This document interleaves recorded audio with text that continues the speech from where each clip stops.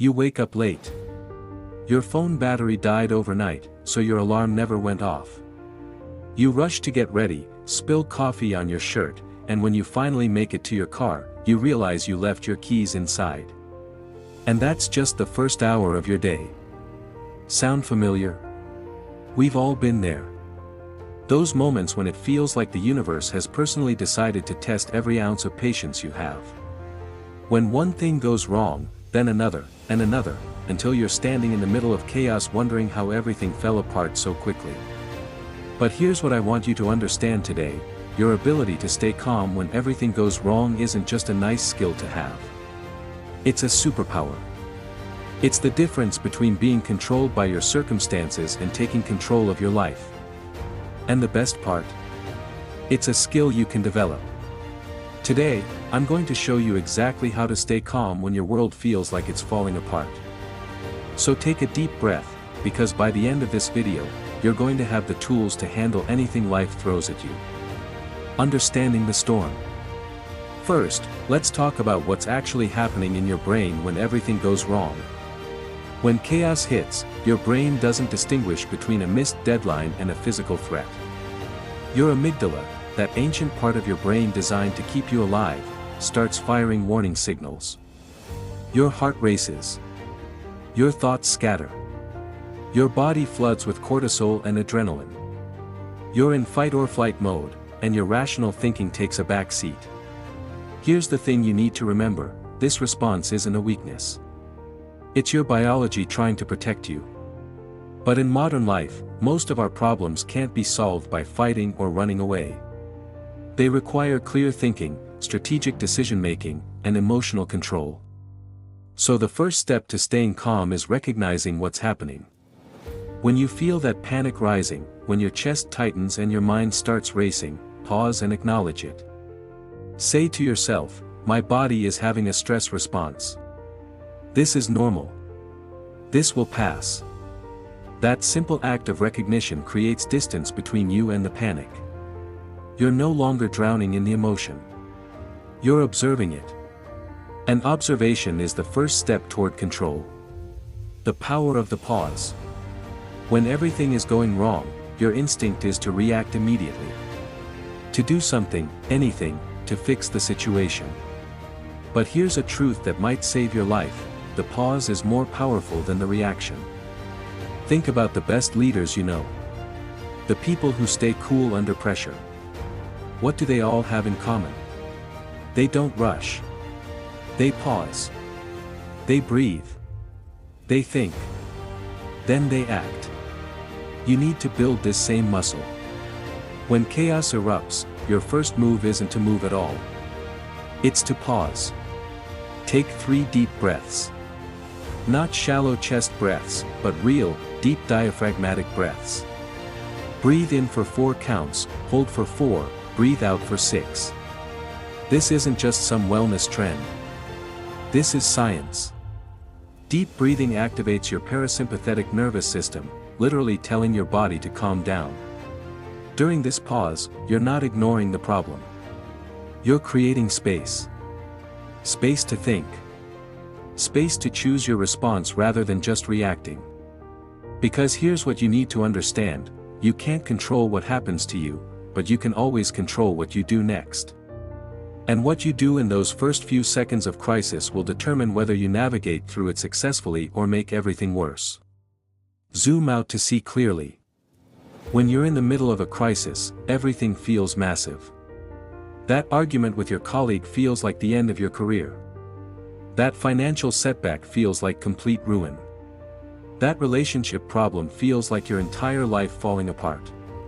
But here's what I want you to do: zoom out. Ask yourself this question: will this matter in 5 years? Most of the time, the answer is no. And even when the answer is yes, the question itself creates perspective. It reminds you that this moment, as painful as it is just that, a moment. Not your entire story. Not your identity. Not your destiny. Just a chapter. Sometimes just a single page. I want you to practice this mental zoom out. Imagine yourself 1 year from now, looking back at this moment. What would future you tell current you? Probably something like, you got through it. You survived. And you learned something valuable. This perspective shift doesn't minimize your problems. It contextualizes them. It reminds you that you've survived every bad day you've ever had. Your track record for getting through difficult times is literally 100%. And today won't be any different. When you zoom out, you realize that even your worst days are temporary. The storm passes. The sun comes back. It always does. Focus on what you can control. Here's a hard truth: when everything goes wrong, most of what's happening is outside your control. And you know what? That's actually liberating. Because once you accept what you can't control, you can pour all your energy into what you can. You can't control the traffic that made you late. But you can control how you communicate with the people waiting for you. You can't control the mistake your team member made. But you can control how you respond and solve the problem. You can't control the economy, the weather, or other people's choices. But you can control your attitude, your effort, and your actions. Make a mental list right now. Draw a line down the middle of your mind. On one side, list everything about your current challenge that you can't control. On the other side, list what you can. Then let go of the first list. Completely. Stop wasting your precious mental energy worrying about things you cannot change. Take every ounce of that energy and focus it on the second list. This is where your power lives.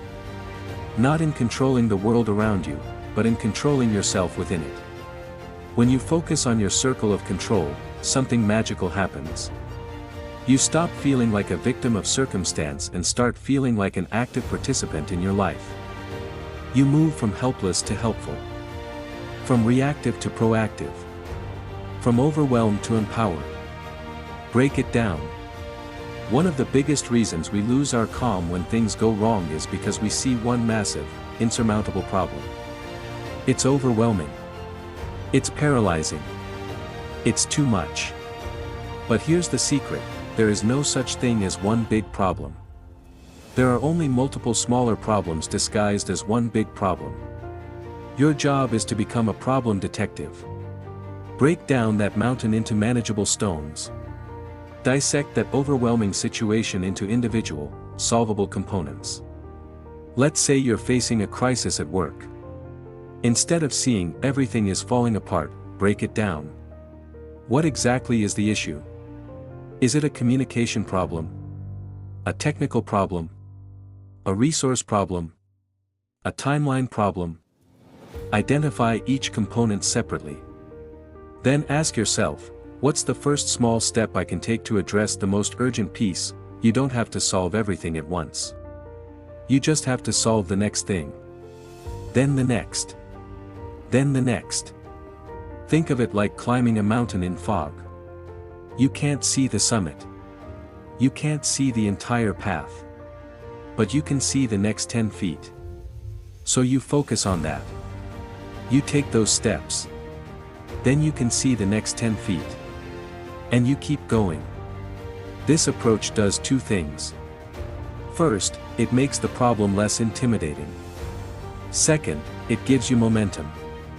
Each small problem you solve builds your confidence and proves to yourself that you're capable of handling this. Remember, you don't need to have all the answers right now. You just need to take the next right action. Protect your self-talk. Here's something most people don't realize: the person who talks to you the most is you. And when everything goes wrong, that internal voice can either be your greatest ally or your worst enemy. Pay attention to what you're telling yourself in moments of crisis. Are you catastrophizing? Are you saying things like, "I always mess everything up," or "Nothing ever works out for me," or "I can't handle this"? That voice is lying to you. You need to become the guardian of your internal dialogue. When you catch yourself in negative self-talk, stop it immediately. Challenge it. Replace it with truth. Instead of, "I can't handle this," say, "This is challenging, but I've handled difficult things before." Instead of everything is ruined, say, this is a setback, and I'll find a way forward. Instead of, I'm terrible at this, say, I'm learning, and I'm getting better. This isn't toxic positivity. This isn't pretending everything is fine when it's not. This is refusing to make a bad situation worse by attacking yourself. Talk to yourself the way you talk to someone you love who's going through a hard time. With compassion. With encouragement. With realistic hope. Your words have power. The words you say to yourself have the most power of all. Use them wisely. Find your anchor. When the storm hits, you need an anchor. Something that keeps you grounded when everything else is chaos. For some people, that anchor is their breath. For others, it's a mantra they repeat. For others, it's a physical action, like pressing their feet firmly into the ground or touching something solid. Find your anchor and practice using it before you need it. Because in the moment of crisis, you'll instinctively reach for whatever you've trained yourself to reach for. Maybe your anchor is remembering your why. Why does staying calm matter? Maybe it's because you have kids who need you to be steady. Maybe it's because you're building something important and you refuse to let temporary setbacks derail your long-term vision. Maybe it's simply because you decided that you're the kind of person who doesn't fall apart. Whatever your anchor is, make it personal. Make it meaningful. Make it powerful enough to hold you steady when the waves come crashing. Embrace the lesson. Here's a perspective shift that changes everything. What if the things going wrong aren't happening to you, but for you? Every challenge you face is teaching you something. Building something in you. Preparing you for something. The difficulties you face today are developing the strength you'll need tomorrow. The patience you're forced to practice now will serve you in countless situations later. The problem-solving skills you're building in this crisis will make you invaluable in the next one. When you can look at a disaster and ask, what is this teaching me, instead of, why is this happening to me, you transform from victim to student. And students are always growing, always learning, always becoming more capable. This doesn't mean you have to be grateful for bad things. It means you can choose to extract value from them. You can refuse to let pain be wasted. You can make meaning from mess. So here's what I want you to remember. Staying calm when everything goes wrong isn't about being unaffected by life's challenges. It's not about pretending you're fine when you're not. It's not about suppressing your emotions or ignoring your problems. It's about choosing your response instead of letting your circumstances choose it for you. It's about recognizing that you have more control than you think, even when you feel powerless. It's about trusting yourself to handle whatever comes, because you already have. Over and over again. The next time everything goes wrong, and it will, because that's life, I want you to remember this moment. Remember that you have tools now. You have strategies. You have a choice. Pause. Breathe. Zoom out. Focus on what you control. Break it down. Protect your self-talk. Find your anchor. Extract the lesson. You're stronger than you know. You're more capable than you believe. And you're absolutely ready for whatever comes next. Stay calm. You've got this.